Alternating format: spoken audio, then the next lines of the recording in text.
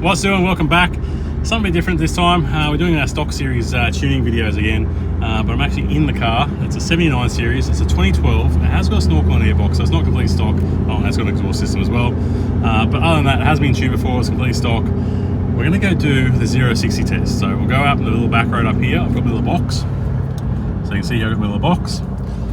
We use this for roadworthies. It does brake tests, but it also does 0-60, 0-100. So we'll just do a 0-60 just to keep it all safe and legal, and we'll go up the back street where we can do it out of the way for traffic.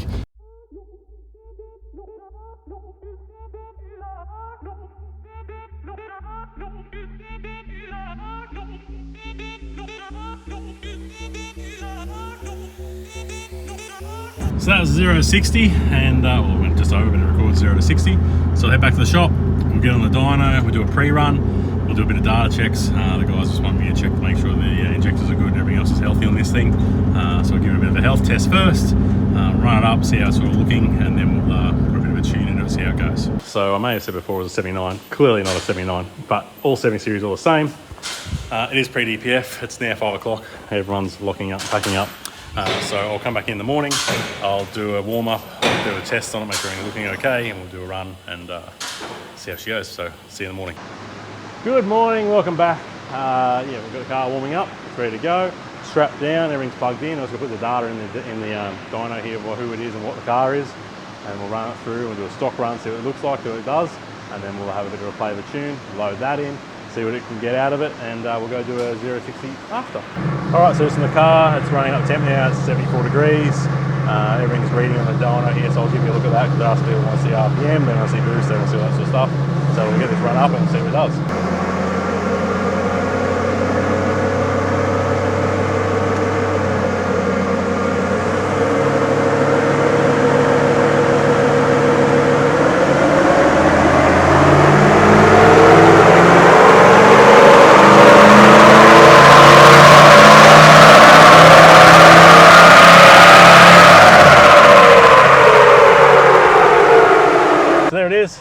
It's a big 100 kilowatts of fury and 316 newton meters of torque. So we'll have a look and see what boost it's running and see what the fueling's doing, and then we'll have a play of a tune, we'll adjust it, load it in, and we'll see what it does.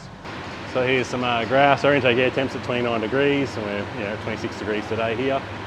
Boost peaked at 12.5, but sort of start around so 10 to 12 pound, all the way through there. And our AFRs here, you can see they start about 26 somewhere there, and then sort of taper down into was that 22s. I can then bring up the numbers and back up again. So I'll get some data out of this, and we'll have a look, see what we can get out of it, and give it some more of this, and some more of this, and make some more of that.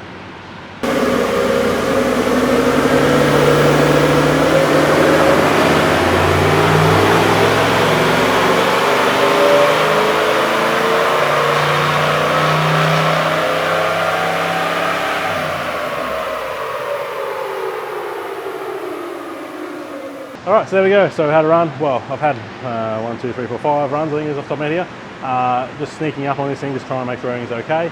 Let's go and have a look. So it's a bit of a maze here, but you can see you come in 100, then we got 143, I snuck up a little bit more. I had a bit of a play with some boost and fueling, and it totally got out there at the end is 157, 568. So we're trying and get a good gain everywhere through the map and try and control the turbo and fueling. Let's have a look at some specs. So same as we had before, we're going to take air temps, got a bit hot, obviously have a couple of runs, we're at 34 degrees, but yeah, we're not too much over temp really. Intake air temps, well, like I said, we're at 34. Our boost, we peaked at 19.6. I'm just changing how it comes in and what it does here at the start. Trying to control it. The VNT's just a bit of a dick, so it must be a bit carboned up, I'd say. That'll clear up over time and level out just for where we're trying to get it. And here the same with our fueling. So I'm just trying to control it a little bit with fueling, and you can see a little bit of differences here. But all in all, she's all done.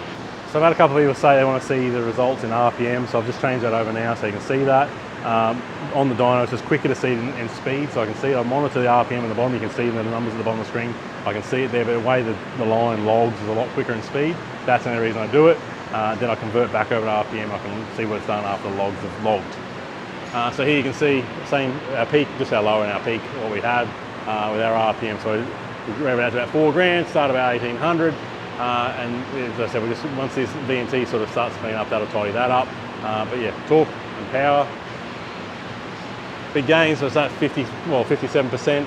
And for those, I'll throw some numbers up, you can sort of see there, but 316 to 560 big gains out of a V8. So yeah, so we'll get this thing unstrapped. I'll throw my little race meter thing back in the dash. We'll go for a drive. I've got a work experience kid here today, so he might be able to come and just film for me so he can show you me driving it while recording the time. If he's busy helping Jess, I'll just have to see me and you'll just have to see a screenshot and I'll talk about it after the end. But let's get unstrapped. We'll go for a drive, see what the 0-60 does, and hopefully I can shift gears, not granny shifting, and double clutching like I should, and get some good speeds out of it. All right, so we just pulled up in the same spot as we were the other day, yesterday's. So we'll just pull over here out of the way, and I'll get set up and we'll do the recording and see how fast we go. So I just did the drive. I didn't screen record that one, but you can see the results here, and you can see the big difference. So I'm just heading back to the shop. Let's go and chat about them, and you can see the difference then in power, in torque, and how fast it goes from 0 to 60. So there you have it. That's the 76, well, anything 76, 78, 79, they're all the same, just different backs in pre-DPF form. Now, this one, like I said, it does have a 3-inch exhaust. It is pre-DPF, so it is turbo back, no dramas, all legal. It does have a snorkel and airbox, but still factory intake pipe, factory turbo, factory injectors. So there is still room to move in this, where we do a power pipe from G-Turbo, we do a G350, G400, G333. Any of those things would be a great upgrade to get a bit more out of this thing, and then obviously some plus 100s as well. So the sky's the limit with these things. You just keep going and going and going. It just depends on where you want to go. Reliability wise, these things will go forever. Injectors are around sort of 150, 180 depending on the car, maybe 200. This one's got just over 200 I think, from memory. Let me just have a check. It's got 170.